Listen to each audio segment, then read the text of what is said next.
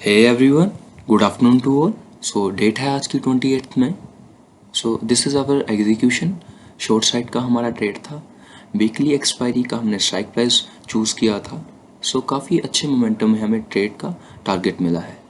सो क्यों हमने आज शॉर्ट साइड की पोजीशन ली, क्या लॉजिक थे, क्या कॉन्सेप्ट था इसके पीछे, या क्या साइकोलॉजी थी कि हमने शॉर्ट साइड का ट्रेड लिया। सो समझेंगे इस ब्रेकडाउन वीडियो में। तब तक हमारे चैनल को कीजिए सब्सक्राइब और हमारे सारे सोशल मीडिया हैंडल्स को कीजिए सब्सक्राइब। सो समझेंगे। सो जिस तरह से जिस तरह से मैं हूँ या जिस तरह से मेरा नेचर है, सो मुझे चीज़ें काफ़ी क्रिस्टल क्लियर रखनी पड़ती हैं, क्योंकि ये मेरा नेचर है, वो मैं रखता हूँ और इसमें मुझे आसानी होती है। सो और मेरा जो प्रिंसिपल है लाइफ के लिए भी, ट्रेडिंग के लिए भी, वो एक ही प्रिंसिपल है कि कीप इट सिंपल, चीज़ों को सिंपल रखिए। सो ट्रेडिंग में ये चीज़ काफ़ी काम आती है। ये स्लोगन या एक लाइन काफ़ी इंपॉर्टेंट है कि कीप इट सिंपल, चीज़ों को सिंपल रखिए, ताकि जब आप ट्रेडिंग डेस्क पे बैठते हो या अपने ट्रेडिंग पैनल पे बैठते हैं तो आपको दिक्कत ना हो। सो मैं कभी भी लाइंस यूज़ नहीं करता। ये तो इसलिए की हैं कि मेरे को एस्थेटिक लग रहा था, वीडियो रिकॉर्ड करनी थी, दैट्स वाई मैंने ये लाइंस लगाई हैं। अदरवाइज़ मैं ज़ीरो लाइन यूज़ करता हूँ। बस ये टूल रिस्क टू रिवॉर्ड को मेज़र करने के लिए मैं ये टूल का यूज़ करता हूँ। अदरवाइज़ मैं कोई लाइंस या कोई इंडिकेटर का यूज़ नहीं करता। सिर्फ मूविंग एवरेज मेरे पास है, एक वॉल्यूम मेरे पास है। अदरवाइज़ मैं किसी भी इंडिकेटर, लाइंस या कुछ ही किस तरह के जोन का इस्तेमाल नहीं करता। मैं चीज़ों को सिंपल रखता हूँ ताकि कॉम्प्लिकेटेड ना हो चीज़ें या मैस्ड अप ना हो। ओके। सो सबसे पहले चीज़ ये नोट कर लीजिए, ये काफ़ी इंपॉर्टेंट पॉइंट है, छोटा पॉइंट है, बट कीप इट सिंपल, चीज़ों को सिंपल रखिए। सो जिस तरह से मैं हूँ, तो सबसे पहला जो मेरा आता है ट्रेडिंग प्लान। आप मेरे साथ जुड़े हुए हैं अगर शुरू से, तो आपको पता है कि ट्रेडिंग प्लान का क्या रोल है मेरे लिए। सो मैं ट्रेडिंग प्लान के बिना ट्रेड नहीं करता। सो ट्रेडिंग प्लान में मेरे सबसे पहले क्या आता है, तो आपको पता होगा कि मेरे ट्रेडिंग प्लान में, अगर मेरे साथ आप पिछले कई दिनों से जुड़े, तो आपको पता है कि प्रीवियस डे का मोमेंटम या प्रीवियस डे की मूवमेंट क्या हुई है। सबसे पहले हम वो देखेंगे। सो प्रीवियस डे में क्या हुआ है। प्रीवियस डे में सिंपल सा आपको क्या देखने को मिलता है, 27 को क्या देखने को मिलता है, मंडे को, कि बाइंग साइड का एक मोमेंटम आया था। बाइंग साइड का मोमेंटम आया था जो कि सेकंड हाफ में, जो कि मैच्योर हाफ माना जाता है, मैच्योर ट्रेडर का है हाफ माना जाता है, उसमें सेलिंग साइड का एक पैनिक मोमेंटम देखने को मिला। सो पैनिक मोमेंटम क्या होता है ये भी समझेंगे, अलग से प्रेजेंटेशन बना के ट्रेडिंग प्लान क्या होता है इसे भी डीप समझेंगे। सो सबसे पहले आप ये चीज़ देख लीजिए कि प्रीवियस डे से हमें क्या डाटा मिला। प्रीवियस डे में हमें ये डाटा मिला कि बायर्स ने ट्राई किया था पुश करने को रेजिस्टेंस की तरफ, ब्रेकआउट भी दिया, बट बायर्स सस्टेन नहीं कर पाए और एक पैनिक सेलिंग देखने को मिली। सो पैनिक सेलिंग देखने को मिली, तो एक बेरिश व्यू थोड़ा सा यहाँ से हमें देखने को मिला। सो नेक्स्ट डे का क्या देखने को मिलता है, नेक्स्ट डे देखने को मिलता है कि एक गैप अप, छोटा सा गैप अप है। गैप अप के बाद क्या हुआ है, गैप अप के बाद भी हमें एक सेलिंग देखने को मिली है। सो 2 पॉइंट्स। सो यहाँ पर मेरा थोड़ा सा एज सेलिंग साइड का बन गया था, क्योंकि मेरे पास प्रीवियस डे का डाटा ये बता रहा था कि वायर्स ने सस्टेन नहीं किया है रेजिस्टेंस पर, और एक पैनिक सेलिंग हमें प्रीवियस डे में देखने को मिली है। सो इसका इन्फ्लुएंस नेक्स्ट डे भी हमें देखने को मिलता है, साइकोलॉजी, लोगों की साइकोलॉजी पे देखने को मिलता है। सो अगर इतनी बड़ी पैनिक सेलिंग आई है, तो आप यहाँ से सीधा एकदम बाइंग मोमेंटम एक्सपेक्ट नहीं कर सकते। सो this is a psychology point.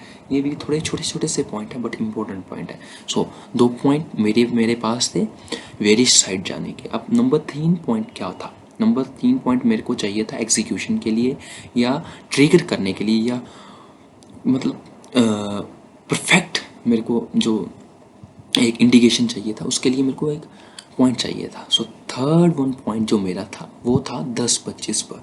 10-25 पर जैसे ही इस जगह 9-15 का जो रेजिस्टेंस बना था ना, जैसे ही वायर्स ने यहाँ से, जैसे ही स्पोर्ट का यहाँ पर ब्रेकडाउन होता है, एकदम से पूरा मोमेंटम 3 कैंडल में रिवर्स किया। बट यहाँ जैसे ही रेजिस्टेंस के पास पहुँचे, जैसे ही ब्रेकआउट दिया, तो यहाँ पर जो सेलर बैठे थे उन्होंने पूरी कैंडल को रिवर्स कर दिया। सो ये तीसरा पॉइंट मेरे को एक काफ़ी अच्छी इंडिकेट करता है, इंडिकेशन देता है कि अब शायद यहाँ पर वायर्स फेल हो चुके हैं या फेक आउट आ चुका है, तो अब हम एंट्री पॉइंट ढूंढेंगे। एंट्री पॉइंट कैसे ढूंढेंगे?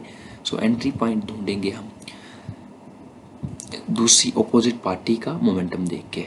सो अपोजिट पार्टी का मोमेंटम देखना क्यों ज़रूरी है? इसलिए ज़रूरी है कि शायद यहाँ से ये एक छोटी सी रिट्रेसमेंट हो, यहाँ से वायर यहाँ पर चले जाएं, ऐसा भी हो सकता है। इसलिए हमने यहाँ पर वेट किया, और जैसे ही वायर्स ने दोबारा इस जगह इस कैंडल को 10-25 की कैंडल का जो रेजिस्टेंस था ना, जो यहाँ पर मैंने मार्क किया है, इसके तक इस कैंडल तक अप्रोच नहीं कर पाए, तो उसके बाद मैंने एंट्री ढूंढना शुरू किया।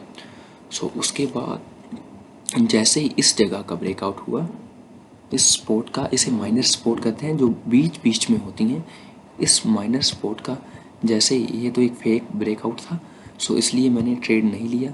तो उसके बाद जैसे ही यहाँ पर बायर एंटर हुए होंगे, उनको लगा होगा कि शायद ये सेलर ट्रैप होगा, है ना, यहाँ पर बायर एंटर हुए होंगे, तो मैंने यहाँ पर एंट्री नहीं ली, मैंने वेट किया। जैसे ही इस जगह पर जैसे ही ये वाली स्पॉट टूटी ना, इस जगह पे ये वाली स्पॉट टूटी, तो मैंने एंटर कर लिया।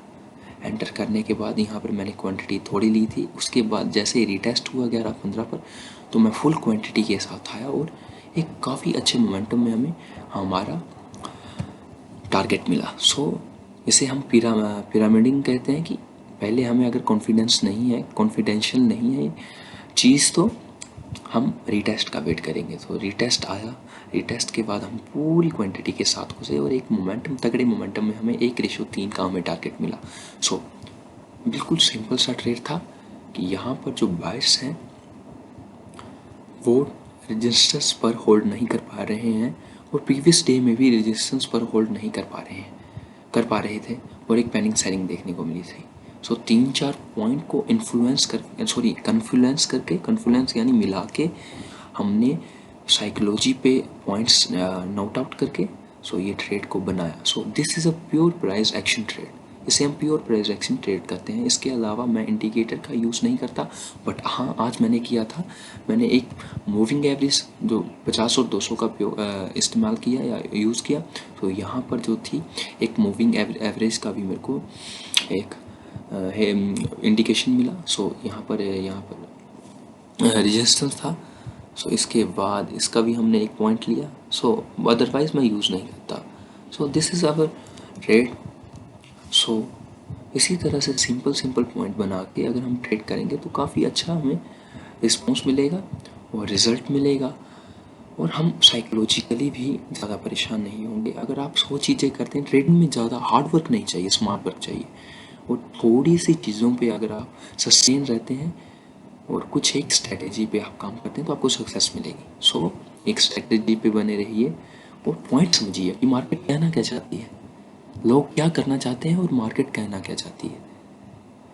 सो इसी तरह से हमारा आज का ट्रेड था। सो थैंक यू, मिलते हैं नेक्स्ट वीडियो में।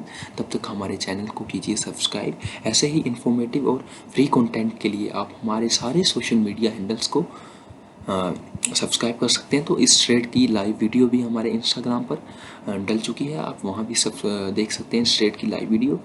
और ऐसे ही हमारे साथ जुड़े रहिए, क्योंकि अब थोड़े दिनों के बाद हम सोच रहे हैं कि ये कंटेंट जो है वो पेड कर दें। सो जब तक आपको ये फ्री में मिल रहा है, फ्री में साइकोलॉजिकल जो भी पॉइंट मिल रहे हैं, स्ट्रैटेजी मिल रही है, तो आप इसे नोट डाउन कीजिए।